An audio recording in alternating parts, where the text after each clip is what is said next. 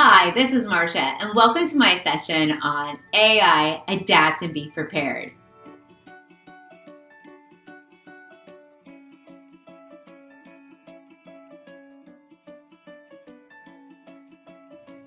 Hi, everybody. I want to first start off by apologizing for missing my session. I don't know what happened. I guess I wasn't using AI in my calendar. I put the date for the session for AI tomorrow versus today.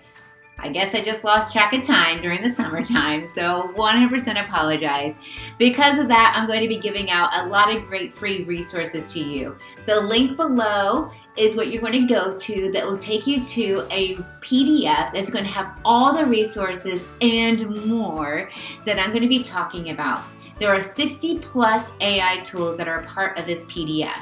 Also inside of there are some really good handouts that you can use if you're going to be presenting on AI, talking about when we use AI, sample of AI written articles, and of course there are some really good just hands-on activities that you can do. If you grab the PDF now, print it, and use it, then you can also keep track of the ones that I talk about. Today we're going to be talking about Adapt and Be Prepared. These are tools that we can use in our classroom and also tools that maybe students have. So I'm going to be showcasing two. Two different types, teacher tools and student tools, because I want us to be aware that there are so many things out there that students can use that are going to help them or create an environment that is going to maybe encourage a little bit more cheating. I'm just giving you some examples and heads up. The one thing that I'm not going to be spending much time talking about is ChatGPT, Gemini, or Copilot. I'm going to show you teacher tools that already have those integrated into it. So it's going to make your life a little bit easier. But also, I'm going to show you student tools that already have those integrated into it. So let's not delay. Today we're going to be talking about adapting and be prepared. So you're going to see at the very beginning, I'm going to be showcasing what we need to do in the classroom to help support the teachers as they venture out into this new world of AI. All right, everybody. Hi, my name is Marcia Kish. You'll see all my information as we're going through. My email's at the bottom, our website's down below as well. So as we're going through that, if you have any questions, feel free to reach out to me. Just want to give you some background information. I spend a lot of time in Texas. I'm in the Houston area. I'm in the Dallas area quite a bit, working with teachers side by side on how to use technology in a blended learning environment. So if you're looking for extra resources or would like some support in that area, as well as how to deploy AI in the classroom, feel free to reach out to me. I once was a librarian, believe it or not. I was a classroom teacher, and then I had a small little job. I was a classroom teacher, and then I also had a job as a librarian where I came in as a media specialist to help design the next wave of the library, where we still have books, we're still checking out books, but we really use it as a media hub where students can come in videos, where we were using learning studios. So I get where you're coming from in the librarian world. So I'm right there with you. We got this. Let's take on this journey together. If you would like more resources from today, again, you're going to always see my email at the bottom of the screen, but you will also can grab more by going to this bit.ly mkish 2024. Fill out that form, because if I mention something today, I will send whoever filled out that form the extra resources. So don't delay, grab a hold of that so you can stay up to date with all the AI tools. All right, I am from the great state of Tennessee, born and raised in Ohio, but we just recently moved to Tennessee. And the University of Tennessee is right down the road from us, and I love going down to campus because of all the adventures that it has to offer, including one of my favorite AI bots. Yes, that's right. This little guy across the street is carrying food from the food court to a student in the dorm rooms. How cool is that? The students will order up food from the food court. They'll put the food into this really heated oven bot. And as the students go out to get it, they tap it with the top of the phone and out comes their warm meal. Okay, I kind of wish I had this when I was in college because that would have saved me a lot of time from walking from my dorm room down to the food court. But then I also think about it, I probably would have put a lot of extra weight on too. But at the same time, AI is everywhere. And part of today, we're going to be talking about how we can authenticate learning. And is using AI cheating? Is it cheating getting your food delivered through a bot? I don't think so. If you need it and you don't want to stop studying, why not? So today we're going to talk about how we can authenticate the learning process through formative assessments, from open-ended questions, from data meetings, check-ins, also visual thinking and differentiated instruction. All of this together is going to make sure that when the students are doing any type of work, I mean anything from book reports to doing math problems to even artwork, we want to make sure it's the students' work, not AI. So by setting up these different environments, it's just going to help us. So let's talk about these. Small group instruction is the foundation. Small group is where we can build relationships with the students, where we can really start to differentiate using some AI tools and move towards personalization. AI is not going to replace teachers. In fact, it's going to make teachers even more important, but in a different capacity. Whole group instruction is not going to really be the wave of the future. It's important, I'm never saying get rid of it, but we're going to be going more towards that small group because that's where we can really start to differentiate and find out if the students are actually understanding the content and they're actually creating their content. Here's an example of a small group environment. So the teacher is in the algebra classroom and she's pulling students back to her small group. When she's back there, she's going through and working through the problems with the students side by side, while some of the students are doing visual learning. They're up at the board showcasing how they solve their problems, while other students are on digital content. This is the way the classroom runs about twice a week. Every 2 days a week, they set these learning studios to do these check-ins to make sure the students are doing the work. Because there's so many apps out there that if you just scan a math problem, it's going to work it out for you step by step. So small group is where you can really authenticate that learning. Formative assessments.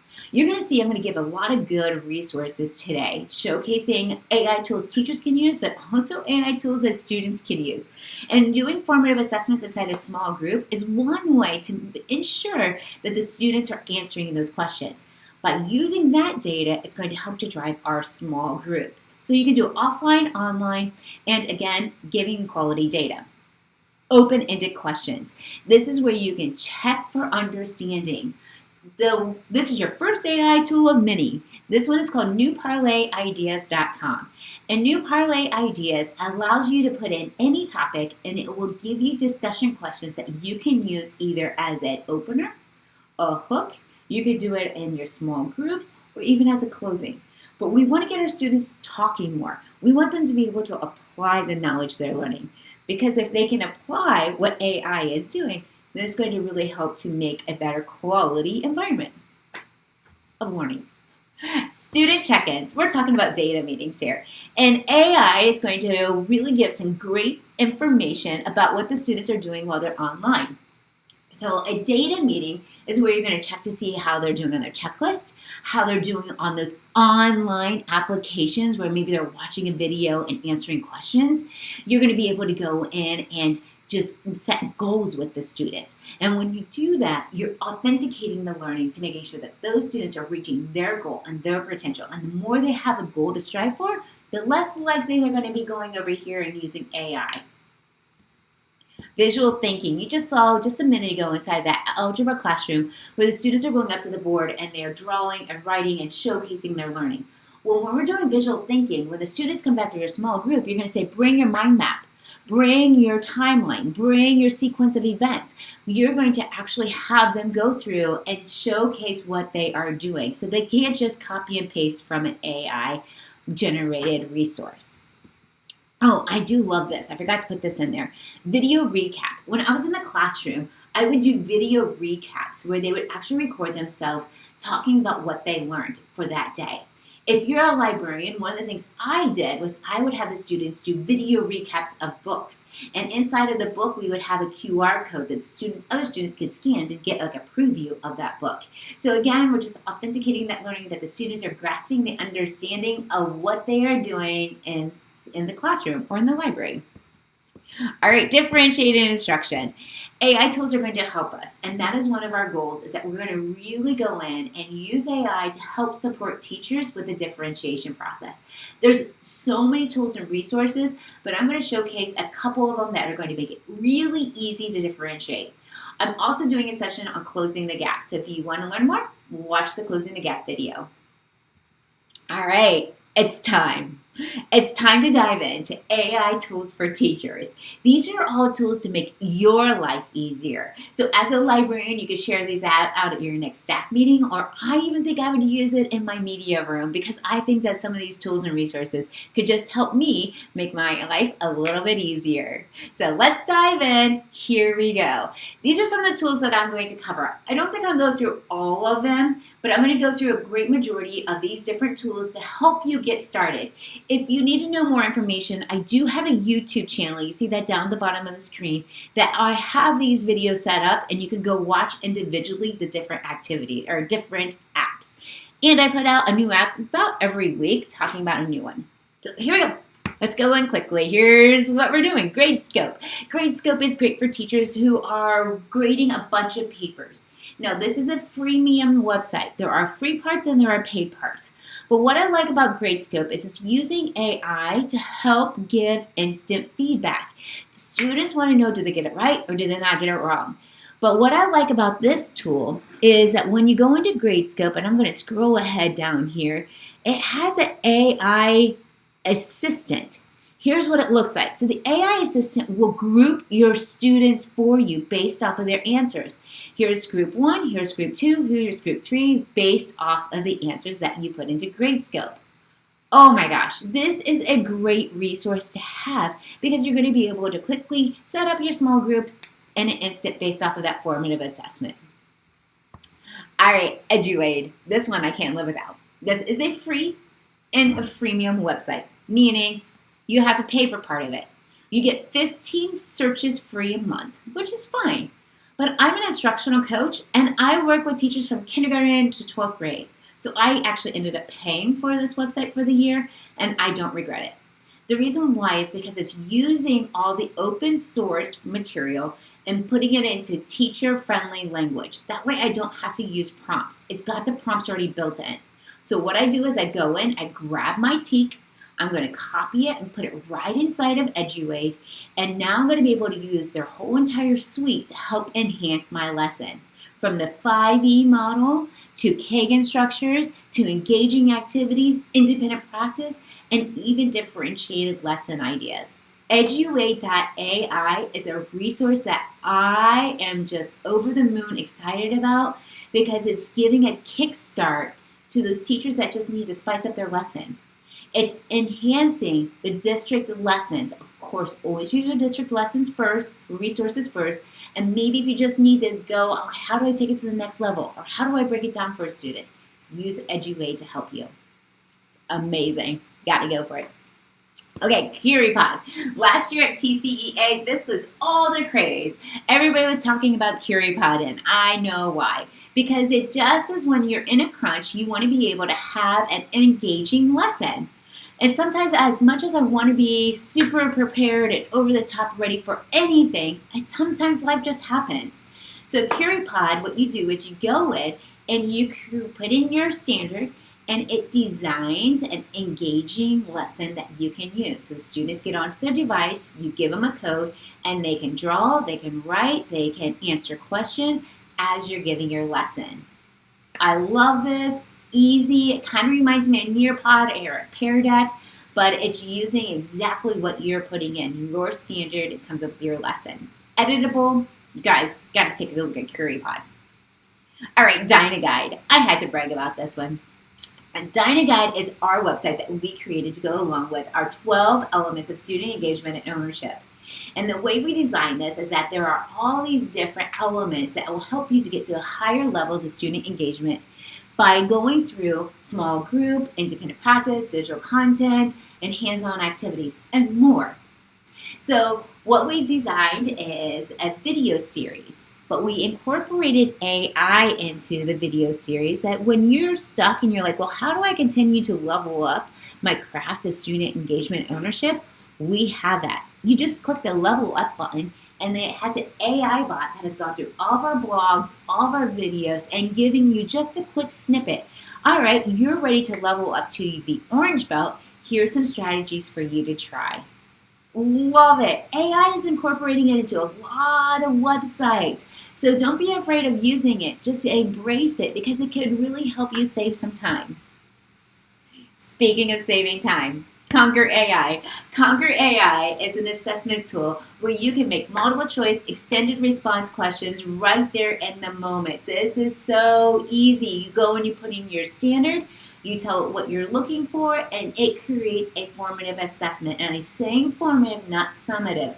Most districts have really good summative assessments. Continue to use that. But if you want a quick check to see how your students are doing, give a quick little formative assessment with Conquer AI. It's easy to use. You can print it out. You can upload it right to your learning management system. It's awesome. And I love this because if I teach 5 different preps in one day, I can have 5 different quick assessments for the students to use. So now you're seeing my assessment. It gives me the answer so I know exactly what it is. It even has some drag and drop matching activities. So you guys, give Conquer AI a try. Okay. You can tell I get really excited about these things, but this one for sure is one of my absolute favorites, and it ties to the Texas Teaks now, so that makes it even more exciting.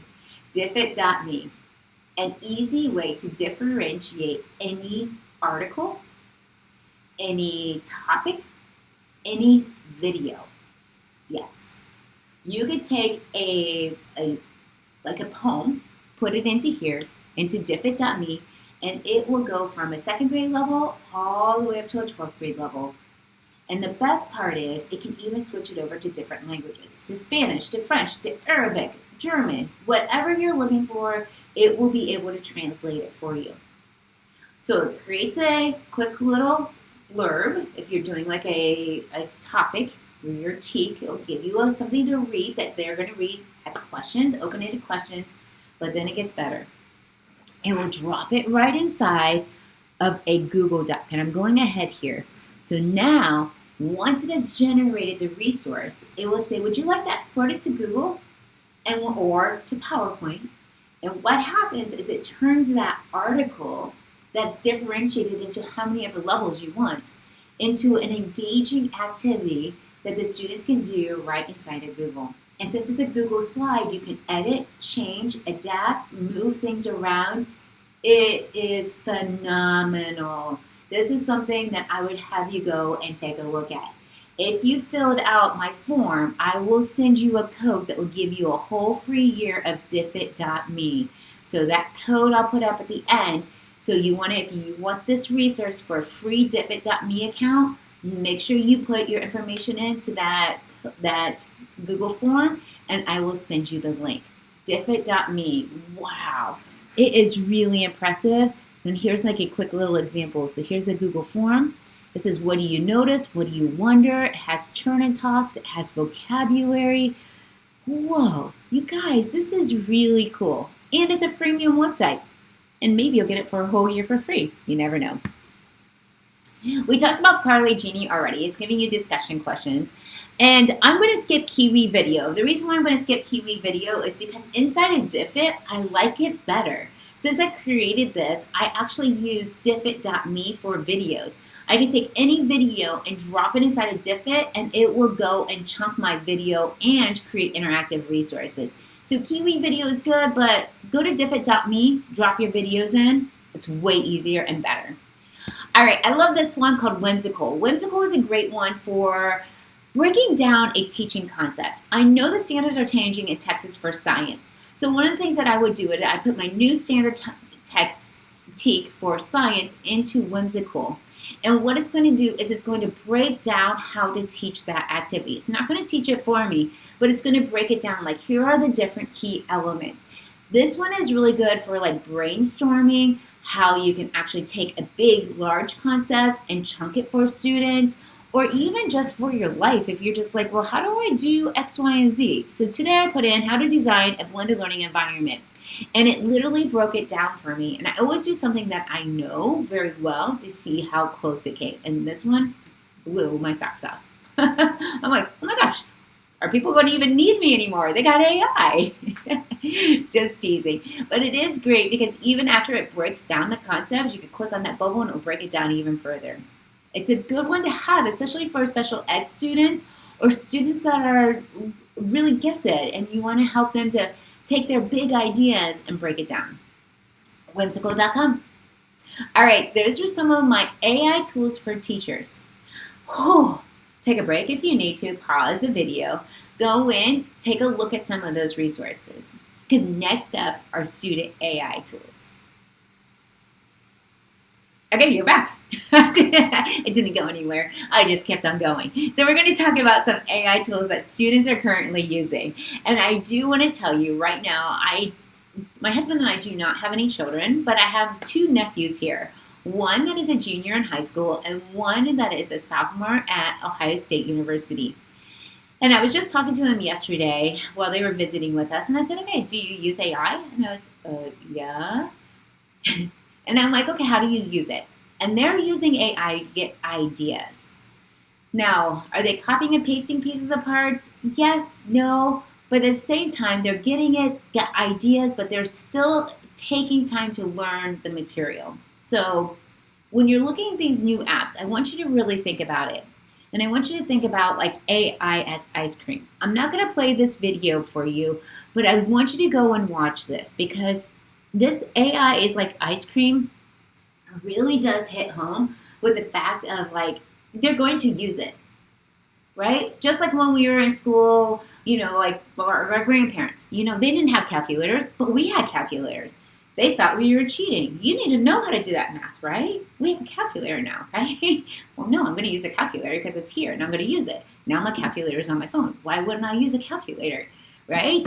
So it's just the evolution process. This new AI is just making things faster. Everything that we're showcasing to you today, you can do by doing a Google search. You don't need AI. Yes, you do need AI because AI makes it easier. But it's already there. It's been there for years. I did a TED Talk about AI 10 years ago. And I talked about Web 3.0 and how it's going to revolutionize and personalize education. But this video really brings it all together. AI is good at synthesizing information, but it's not good at empathy or things that are funny. And John Spencer really does a good job explaining that. So go in, watch this video. AI is like ice cream. Okay, now let's look at some student AI tools. These are all things that students are using. I know I says Bard up here. I know it changed its name to Gemini. I know I need to go update my slides. But here are some things that we're going to be talking about today. So let's dive into some AI tools that our students are using. The first one, Plato.ai. This one is a personal tutor. It's a learning companion.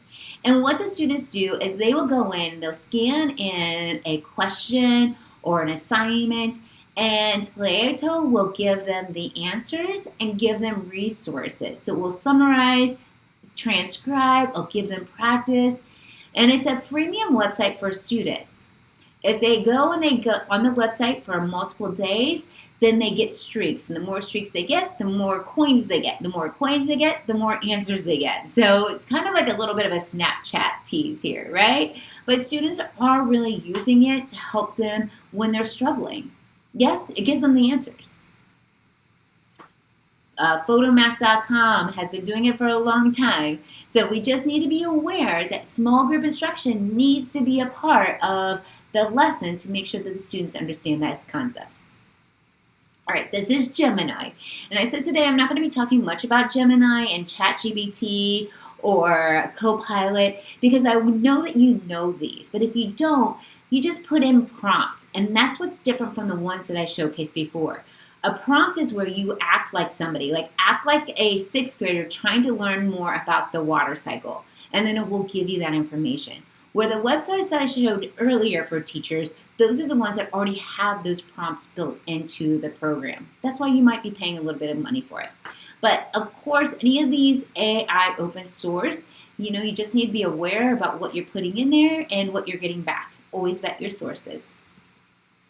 All right, this one I can't live without. And even as a media specialist in the library, I feel like I have learned to become a better writer because of the fact of Grammarly. Grammarly has taught me so much about passive voice. I'm like, why is this passive voice? But anyway, it has really helped my writing process.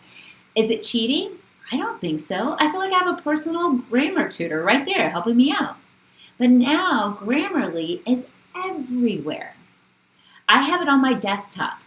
I have it in Pages. I have it in Google. I have it in my email. I have it in websites. I have it in my social media. And Grammarly now has an AI component. So if I'm giving you an example, I'm not saying I've done this. If I need a blog post about artificial intelligence, I can go into Grammarly, go generate a blog post about artificial intelligence, then pros and cons, and it will do it.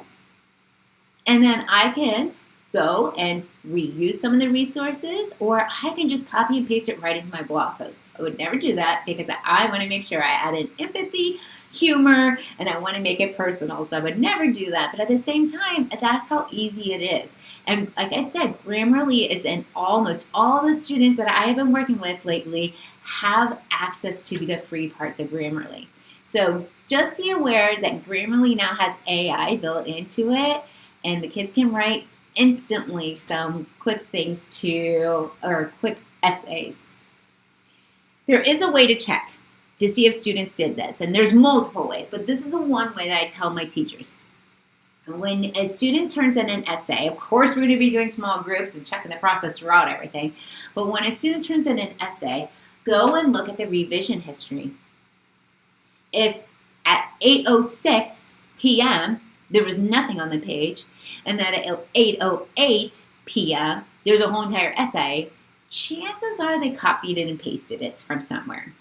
So just give you a heads up, the revision history and all those online applications from Google Drive and even Word, Microsoft Word, they all have revision histories that you can go in and look to see. Putting it into an AI checker, I'd probably stay away from for a little bit just because it's giving false data. Like I'll go in and put something that I have personally written into an AI checker to see if somebody else wrote it, and it comes back saying AI wrote it. But I was the one who wrote every single word. And then I did the reverse. I went and put an AI created essay into the AI checkers, and it comes back and says that it was written by a human. So just be careful. I would stick to the revision history right now and also look at word choice. If the words that the students are using inside of it are a little over their head, then chances are probably they didn't write it. Grammarly. Love it. It's amazing. It's fantastic. Now this one, SlideGPT. SlideGPT is just like ChatGPT. You go in, you give it what you're looking for. Like I would like to know how to deploy blended learning. Again, I used a topic that I know a lot about. And when I went into doing that, I put in how to deploy blended learning in the classroom. And as soon as I set that up, this little cute little hamster in a hamster wheel starts moving around, and he starts to create a whole entire slideshow presentation with title page, with references, speaker notes, pictures, bullet points, and it literally took me 6 minutes to wait for the hamster to get done working. Now, this is a freemium website. You get the slideshow for free, but you do not get to edit it. If you want to edit, you pay for the slideshow. So just be aware when your teachers assign a slideshow presentation that SlideGPT can be quickly used by students. And they know about this stuff. They're just not telling us. All right. Now, we talked about math, how you can scan some questions. We talked about language arts. We talked about how you can search for anything, so it could be even social studies inside of Gemini. But now we're going to talk about the arts. There is AppRunwayML.com, and this app will take photos and turn them into AI photos. Kind of crazy, right? So it's AI video creation where it will remove backgrounds, it'll put photos on top of photos, it will make videos for you. This is a digital art teacher's worst nightmare because we're trying to use digital art, but now it makes it really easy for students just to go in, put in a prompt, like I want a giraffe in the middle of the ocean riding on a surfboard. And it will do that for you. So Runway is a great tool for students, but also kind of takes away that creation piece, right? All right, this one I'm sure you know about, but I'm going to go over it anyway. Every school district that I work with across the country, every single one of them has Canva. Now there's Magic Write inside of Canva. And what you do, like the students can go in, and again, I'm going to do what are top 10 things you need to know about blended learning. And it literally will list it out. And since I'm in Canva, I can go in and design and create my poster. I use Magic Write for an end of the year project. One of the schools I was working with assigned a project to the students about they had to create a poster about a famous mathematician. And I'm like, what a great idea. I love this. They give them all week to work on this poster. So I sat there in class, sitting beside a student. Of course, they didn't see my screen, but I went into Canva, went into Magic Write, typed in, give me top 10 mathematicians. And of course, Isaac Newton showed up. And I'm like, all right. So then I went to Magic Write. I'm like, all right, create a poster for Isaac Newton. And it did. It created a whole entire poster from a heading to information about Isaac Newton. It even had a meet and greet to meet Isaac Newton underneath the apple tree. You guys, I was like, oh my gosh, it took me less than 30 seconds to create a poster on a famous mathematician. So that's why small group is important, because we got to check to see if the students are actually creating what we're asking them to do. The last one I want to showcase to you is autodraw.com. And autodraw is, and art teachers, another crazy one, and art teachers like cringe when I show this because of the fact that it's using AI for the drawing. But I want to give it to you from a classroom teacher's perspective. The TEAC is saying that the students have to showcase a sequence of events, or a retelling, or a main idea, or even just doing a math problem or a science experiment, right? We're going to be focusing on the TEAC. What is the TEAC asking us to do? The TEAC doesn't say the student has to be a perfectionist artist. So I want the ideas to come across. So I'll send the students to autodraw.com, and then while I'm drawing a boat, I'm not very good at drawing, AI comes into play and be like, oh, what were you trying to do? Were you trying to draw a watermelon? Were you trying to do a boat? What were you doing, right? So it actually creates your drawing into what you're trying to convey. Love AutoDraw because it just gives those students the ability to showcase their thoughts and not be so concentrated on a drawing. We can definitely do drawing in other places and making sure that we're working on those skills too. All right, I know that I wasn't live with you during our sessions today, and I do apologize, but I wanted to give you some really good resources for you to take a look at. Don't forget to grab, I'm going to put that link up there one more time for you. If you would like more resources, definitely go ahead and scan this QR code and or go to that bit.ly, and I will send you some more of those resources, including that code for a free trial for a year for diffit.me. You guys, thank you so much. And again, my sincere apologies for not making it there today. It was not because I didn't want to be there. I just had the wrong date, and we all make mistakes. I guess I need AI companion in my life more often to remind me of when I signed up for conferences. All right, guys, enjoy. I hope you are not afraid of AI. I hope you embrace it. But remember, small group is where we can really authenticate that learning. I'm Marcia Kish. Have a great day.